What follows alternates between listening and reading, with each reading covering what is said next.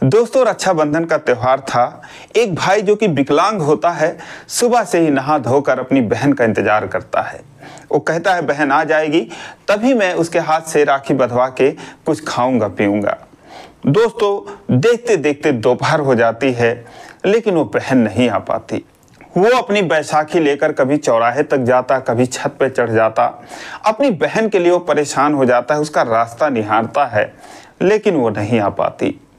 इधर जो बहन थी वो भी परेशान थी, क्योंकि वो इतनी गरीब थी, उसके पास इतने भी पैसे नहीं थे कि वो राखी खरीदती, मिठाई खरीदती और किराया भाड़ा खर्च करके अपने भाई के पास जाती। दोस्तों, वो बहुत हाथ पांव मारती है, 500 रुपए के लिए 10 जगह हाथ फैलाती है, मगर कहीं से उसे कोई उधार नहीं मिलता। रक्षाबंधन का दिन आ गया, दोपहर हो गया, वो अपने घर पे बैठकर फूट फूट कर रोने लगी। दोस्तों, एक भाई और बहन के प्यार की बहुत ही अद्भुत कहानी है। आइए जानते हैं पूरी कहानी इस वीडियो में। लेकिन वीडियो में आगे बढ़ने से पहले बस वही रिक्वेस्ट कि आप वीडियो को लाइक कर दीजिए, चैनल को भी सब्सक्राइब कर लीजिए ताकि मेरा हौसला बढ़ता रहे। दोस्तों, एक कहानी है उत्तर प्रदेश के मुरादाबाद जिले की। एक लड़की जिसका नाम सरिता होता है, बहुत गरीब परिवार से थी और बहुत ही गरीब परिवार में उसकी शादी भी हो जाती है। रक्षाबंधन 2023 का मौसम आ गया था, 2 दिन बाकी थे। वो अपने पति से कहती है कि कहीं से कुछ पैसे नहीं लाओगे तो मायके में कैसे जाऊंगी, भैया मेरा इंतज़ार करेगा और कहीं से कुछ तो पैसे लेकर आओ। उसके पति का नाम उमेश होता है। तो वो सरिता से कहता है कि देख रही हो 15 दिन से कोई काम नहीं, कोई मजदूरी नहीं है, अभी तक उधार मांगकर ही काम चल रहा था, अब तो वो भी कोई देने वाला नहीं है, देखो तुम ही कहीं से मांग लो, कहीं से कुछ मिल जाए। सरिता कहती है कि मैं 2 दिन से मैं भी मांग मांग के थक गई हूँ, सबके अपने खर्चे हैं, सब कह रहे हमारे भी त्यौहार हैं, कोई पैसे नहीं दे रहा है। अब दोस्तों, मजदूरी करने की कोशिश करते हैं लेकिन वो भी कहीं नहीं मिलती। रक्षाबंधन का दिन आ जाता है। सरिता परेशान थी, सुबह से बैठकर रो रही थी। उमेश से कहती है कि मेरा भाई बिना राखी बंधवाए मुझसे कुछ खाता पीता नहीं है, वो मेरा इंतजार कर रहा होगा। दोस्तों, दोनों भाई बहन एक दूसरे से बहुत प्यार करते थे, क्योंकि जो उमेश होता है वो सरिता से 2 साल का बड़ा था, सरिता उसकी छोटी बहन थी। इसके अलावा उनका कोई भाई बहन नहीं था। दोनों एक दूसरे को बहुत ही बचपन से ही बहुत प्यार करते थे और ऐसा भी कोई रक्षाबंधन का त्यौहार नहीं था आज तक कि जब सरिता ने उसे राखी ना बांधी हो। और वाकई में दोस्तों, इधर जो उसका भाई होता है उसका नाम गोपाल होता है। सुबह से ही नहा धोकर साफ कपड़े पहनकर बैठ जाता है। उसकी माँ चाय लाती है, कहती है बेटा चाय पी ले। गोपाल कहता है नहीं माँ, आज रक्षाबंधन है, सरिता आएगी, उसके हाथ से राखी बंधवाऊंगा, उसके हाथ से मिठाई खाऊंगा, उसके बाद ही कुछ खाऊंगा पीऊंगा। उसकी माँ कहती है पता नहीं वो आ पाएगी कि नहीं आ पाएगी, परेशान है। और 10 दिन पहले मेरी बात हुई थी उससे, कह रही थी काम वगैरह नहीं चल रहा है, मम्मी परेशानी है, तो पता नहीं आ भी पाएगी नहीं पाएगी, यहाँ आती है तो वैसे भी कुछ पाती नहीं है। तो गोपाल कहता है कि नहीं माँ, अभी आधे घंटे में वो आती ही होगी। तो उसकी माँ कहती है कोई बात नहीं, मुझे तो वैसे भी पता है कि जब तक तू बंधवा नहीं लेगा तब तक पानी तक नहीं पिएगा। वो जो है अपने काम में लग जाती है। इधर गोपाल जो है अपनी बहन का रास्ता देखता है। दोस्तों, रास्ता देखते देखते दोपहर हो गई। अब वो परेशान हो जाता है, अपनी बैसाखी लेकर चौराहे तक जाता है और छत पर जाता है, उसका रास्ता निहारता है, देखता है कि सबकी बहनें आ गईं, सब लोग अपने हाथों में राखी बंधवा बंधवा कर घूम रहे हैं। अब वो जो है परेशान हो जाता है। कोई उससे पूछता है क्या हुआ गोपाल, राखी नहीं बंधवाया, सरिता नहीं आई अभी तक। वो बोलता है यार आ रही होगी, मेरी बहन आएगी, जरूर आएगी। अब वो परेशान हो जाता है, मन ही मन सोचता है क्या बात हो गई, क्यों नहीं आई मेरी बहन। अब वो बैठकर विलाप करने लगती है, कहती है मेरा भाई इंतजार कर रहा होगा, मेरा ही रास्ता देख रहा होगा, मेरा दिल नहीं लग रहा है उसके बिना, वो बिना खाए पिए बैठा होगा। उमेश कहता है कि क्या करूं, एक काम करो तुम, ये जो बाबू के हाथ में छल्ला है, दोस्तों उनका 1 साल का लड़का होता है, कहता है जो इसके बाबू के हाथ में चांदी का छल्ला है, जाकर इसी को बेच दो, 200-400 रुपये मिल ही जाएंगे और उसमें जो है तुम चली जाना। वो कहती है ठीक है। दोस्तों, कपड़े बदलती है और उमेश से कहती है कि मैं वैसे ही बाजार से निकल जाऊंगी। वो अपने बच्चे को उठाती है और एक सुनार की दुकान पर जाती है। अब दोस्तों, जब वहां पर जाती है तो उस बच्चे के हाथ से छल्ला निकालती है, 1 साल का बच्चा होता है। वो छल्ला निकालने नहीं दे रहा था, रोता है, लेकिन वो ज़बरदस्ती निकाल लेती है और उसके बाद सुनार को देती है। कहती है भैया इसके कितने पैसे होंगे। दोस्तों वो कहता है कि कांटे पर रखता है, कहता है 300 रुपये मिल जाएंगे। सरिता कहती है भैया 400 रुपये दे दो या 350 रुपये दे दो। तो जो सुनार होता है दोस्तों उसका नाम राधे श्याम होता है। वो कहते हैं कि देखो 300 रुपये में भी इसके 10-20 रुपये कम हैं, लेकिन मैं तुम्हें पूरे 300 रुपये बोला हूँ, 300 रुपये तुमको दे दूंगा। अब सरिता बड़बड़ाती है, कहती है इतने में मैं कैसे जा पाऊंगी। तो राधे श्याम बोलता है कहाँ जाना है। तो बोली भाई को राखी बांधने के लिए मायके जाना है। राधे श्याम बोलता है कि सारे लोग पहले से इंतजाम करके रखते हैं, तुम आज परेशान हो रही हो, दोपहर हो गई, कब जाओगी, कहाँ जाना है। तो वो एड्रेस बताती है जो कि वहाँ से 30 किलोमीटर था। राधे श्याम कहता है कि वहाँ तक तो जाते जाते रात हो जाएगी।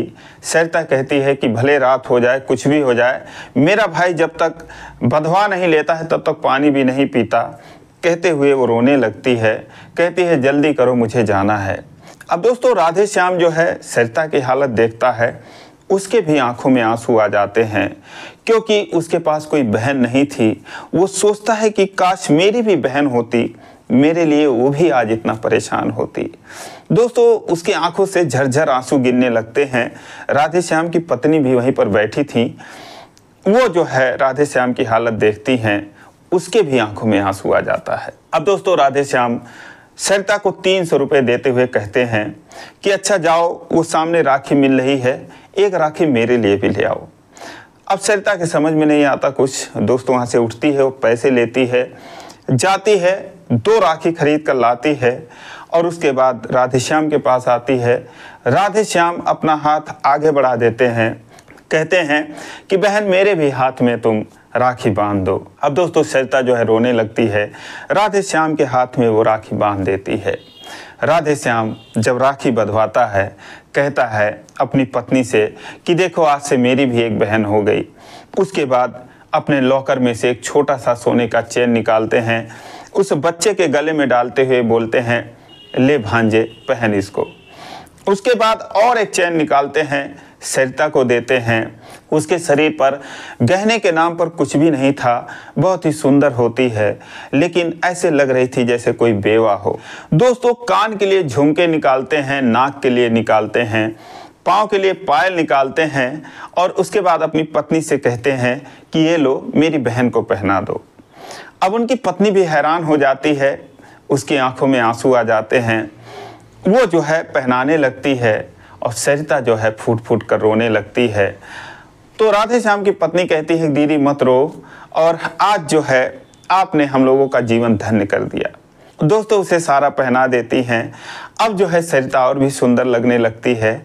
फिर राधे श्याम कहते हैं कि तुम कैसे जाओगी, वहाँ पर इतना दूर है। वो अंदर से अपने बेटे को बुलाते हैं। दोस्तों आगे उनका शोरूम होता है, पीछे उनका घर होता है, घर में ही पूरा परिवार रहता था। अंदर से अपने बेटे को बुलाते हैं और कहते हैं कि बेटा देखो ये तुम्हारी बुआ हैं और इनको जो है वहाँ पर पहुँचा दो जहाँ पर ये राखी बांधने जा रही हैं। तो उनका बेटा कहता है ठीक है पापा। वो दोस्तों गाड़ी निकालता है, उसके बाद कहता है चलो बुआ कहाँ चलना है। दोस्तों सरिता वहाँ से जाने लगती है तो राधे श्याम कहते हैं कि सरिता आज से तुम्हारा एक नहीं तुम्हारे 2 भाई हैं और जाओ वहाँ पर, वहाँ से कब लौटोगी। सरिता बोली 1-2 दिन रहूँगी भैया वहाँ पर मैं। तो राधे श्याम कहते हैं वहाँ से आना मेरे पास फिर आना। कहती है ठीक है भैया। उसके बाद पैर छूती है और कार से निकल जाती है।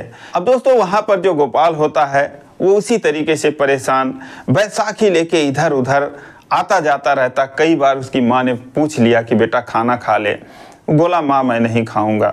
वो बार बार फ़ोन लगाता, लेकिन रिचार्ज ना होने की वजह से आउटगोइंग इनकमिंग दोनों बंद हो चुकी थी सरिता के पति के फ़ोन की। उसके पास इंतज़ार करने के अलावा कोई चारा नहीं था।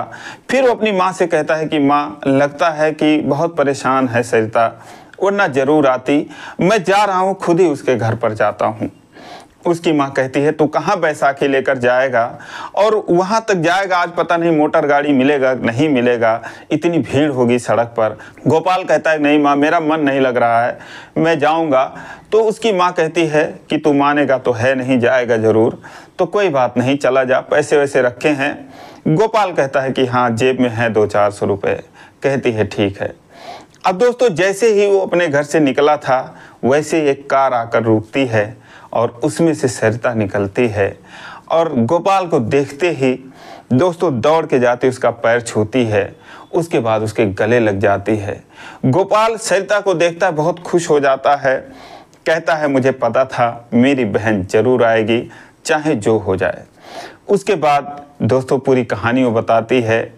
सारे लोग राधे श्याम के लड़के को बिठाते हैं और उसके बाद सरिता गोपाल के कलाई पे राखी बांधती है, मिठाई खिलाती है और उसके बाद फिर सरिता, गोपाल और राधे श्याम का जो लड़का था ये तीनों लोग एक साथ खाना खाते हैं। खाना खाने के बाद वो लड़का कहता है कि बुआ मैं जा रहा हूँ। कहती है ठीक है बेटा जाओ और मैं भी आऊँगी 2 दिन बाद। दोस्तों वो चला जाता है। 2 दिन बाद सरिता वहाँ से जाती है, फिर उमेश से जाती है। उमेश उसको देखता हैरान रह जाता है, कहता है सब क्या पहना है तुमने, तो सारी कहानी बताती है। दोस्तों उसके बाद से राधे श्याम सरिता को एकदम अपनी बहन की तरह ही मानते हैं, हमेशा उसके घर जाते हैं, उसको अपने पास बुलाते हैं। उन्होंने एक मोटरसाइकिल भी उमेश को खरीद कर दे दी कि इससे जो है इनका काम चलता रहेगा। दोस्तों आज ये लोग बहुत ही खुश हैं। भगवान करे कि राधे श्याम और गोपाल जैसे भाई हर बहन के हों और सरिता जैसी बहन भी हर भाई को मिले। दोस्तों तो ये रही कहानी, आप लोग कैसी लगी कमेंट करके ज़रूर बताएं। जरा भी अच्छी लगी हो तो वीडियो को लाइक करें, चैनल को सब्सक्राइब करें। फिर मिलेंगे अगले वीडियो में, तब तक के लिए जय हिंद।